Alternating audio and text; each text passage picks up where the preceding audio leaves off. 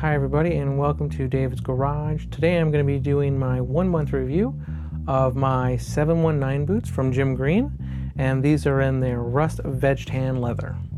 Also want to say thank you to everybody who has subscribed, everybody who's watched. If you guys have any boot recommendations or company recommendations that you guys want me to check out, leave those recommendations down in the comments below. So here they are. These are the boots after 1 month of wear. I have been wearing these boots for work. I haven't been taking it easy at all. I have wore them 5 days a week for 4 weeks, and we are in the thick of winter right now here in the Midwest. So these boots have been in snow. They've walked on lots of salt and ice and rocks and been kicking them and stuff, and they've done a great job protecting my feet. You can see there's scuff marks on the toes, water marks from dirt and walking in like dirty snow and stuff here in the Midwest. Lots of lots of salt residue on the edges of the midsole. Like I said, I've been wearing them 5 days a week for work. I've wore them for the last 4 weeks. I wear them for at least 9 hours per day. This leather, I really don't have any complaints. It's been holding up nicely. And the truth is, for me at least, the break-in wasn't bad at all for these boots. Like these uppers, even with the lining, it was not stiff. The temper wasn't super high. So I didn't really get any soreness or anything from breaking in this uppers leather. I did notice the stiffness in the sole from that midsole and insole leather, but honestly, after a few days, I really didn't notice it. So I would not say the break-in on these is bad at all. I would say it probably took maybe 1 whole week to make these fully feel broken in. I'm not sure if this is the same leather that's on their Numzon boot, but I did notice that. I'm not sure if you can hear that, but it is pretty squeaky. I'm assuming that squeakiness is just from the lining leather and the uppers leather just rubbing against each other. So when you have two leathers next to each other, you tend to get squeaking like that. It's not bad, but it's just one of the things I did notice. I really didn't care, but it wasn't loud at all. So this is a combination tan leather, which means it's chrome tanned and then it is veg retanned. So it's got some really nice properties to it. It's really soft and malleable like a chrome tan leather, but it's got this nice patina and this coloring from this veg retan process. And so for leather care, I will definitely be cleaning these just to remove the salt stains and that salt residue off this toe, so that way it doesn't eat away at the leather. And then I may just put some mink oil on these just to protect it from the salt and the snow.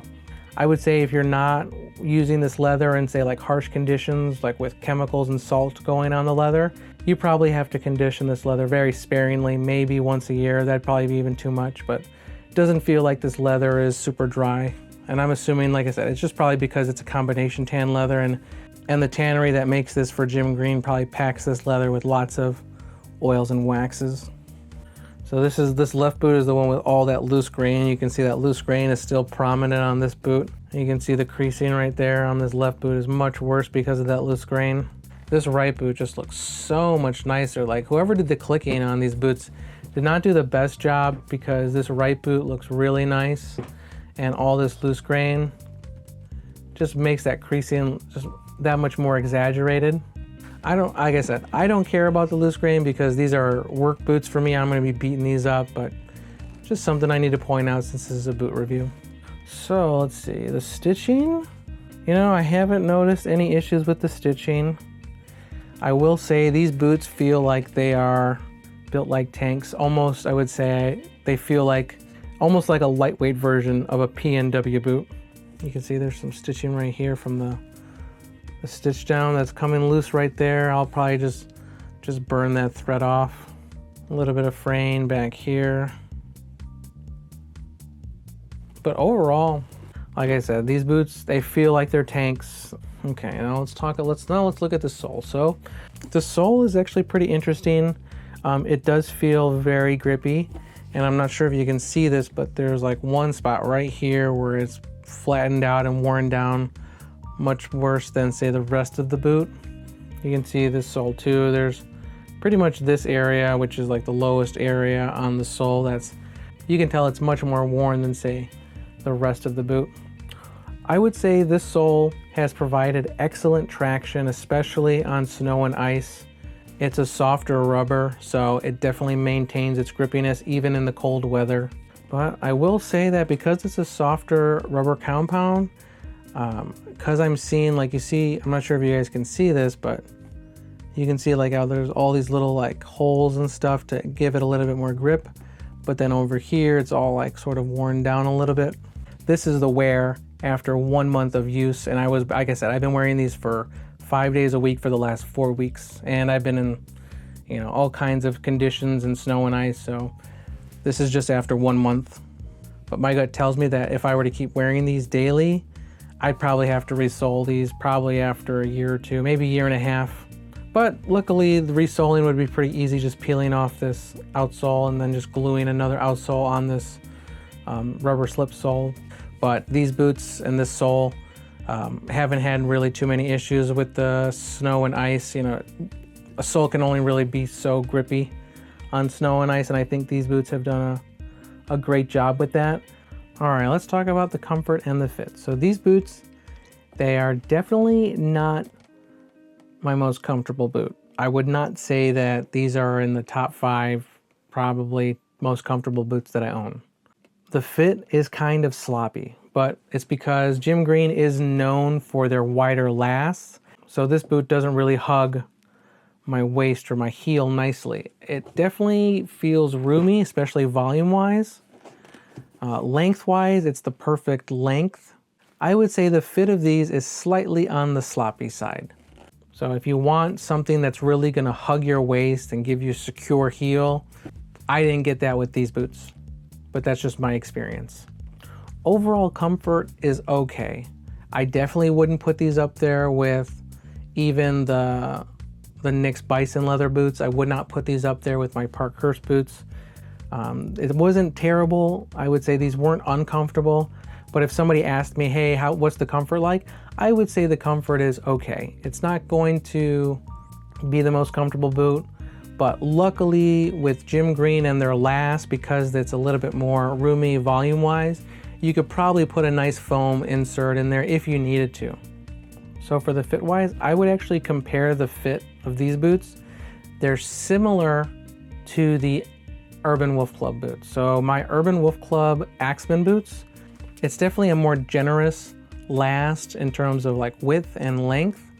I would say these are probably not as long as the Urban Wolf Club boots because I get a size, so I got a 10.5 in these 719 boots, and I got a 10 in Urban Wolf Club boots, and the Urban Wolf Club boots feel longer than these boots, but I would say the width of these boots, it actually feels very similar to the width of the Urban Wolf Club boots. But that actually makes sense because the Urban Wolf Club Axeman boots, I believe they are a E or double E width. And I believe, you know, same thing with this last. I believe Jim Green, this is a E or double E last. I'm almost positive. So I'm not surprising that these actually feel similar. All right, so let's talk about the overall build quality. Again, these boots, they feel like they're built like tanks. I would say they definitely feel like lightweight Pacific Northwest boots, especially with the stitch down construction. Definitely feels a little bit more sturdy and more rugged with this stitch down. This leather, I'm not worried about this leather holding up at all. It feels extremely sturdy. Would have been nice not to get so much loose grain on the left boot. I think it would have been better just to see the boots match more, but since these are work boots, I don't care. Some of the pros on this boot are the sole is extremely grippy. I like that. It's got a nice low profile. I like the silhouette of the boot from the side. I think it looks like a really cool service boot. This hardware definitely feels super strong. I don't think this hardware feels cheap at all, especially these speed hooks. I feel like I could not bend these if I tried super hard to push down on these, so that's a good thing. I love that this boot is fully gusseted, so it definitely helps when wearing these for work, keeping out all that dust and water. Even the laces, these laces feel super strong. I don't love these laces, but I can't fault the laces. I think that they feel super strong and sturdy. Some of the cons though are, I would say, It's a little bit more of a sloppy fit, but like I said, that's what Jim Green is known for. They're known for having wider boots. Even though this is on the slimmer side for Jim Green boots, they're known for having very generous lasts for people who have wider feet. And then also, I think that maybe the sole is wearing just a little bit too fast. I think that if I wore these every day after a year and a half, I'd probably have to get these resoled. I'd probably put a Vibram unit lug sole on this. And then yeah, just, you know, for me, the build feels super solid. These boots feel like tanks. But for me, these weren't the most comfortable boot. And I wouldn't say that these are uncomfortable. Again, if somebody were to ask me, hey, what's the comfort like on these boots? I would say, yeah, it's okay. But luckily with the generous last and the height, you know, you should be able to fit a nice insole in there if it's needed. So is there anything I would change on these boots? Let's see. You know, this is just a preference thing, but the only thing I'd probably change on these boots is the outsole. I would prefer like a Vibram unit sole, you know, just like a lug sole with like the Vibram 100, something like that. That's just my personal preference. I like the Commando sole that Truman uses. I like the Commando lug sole that Parkhurst uses on some of their models. This is a really cool outsole. I think that the main benefit for having this outsole besides the grippiness is that because you don't have those heavy lugs sticking out, I guess it makes it more casual, less work. So try to make it a little bit more versatile for people who want to wear these for other occasions other than just, let's say, work. Again, that's just a preference for me. I think I'd prefer just like a Commando lug sole.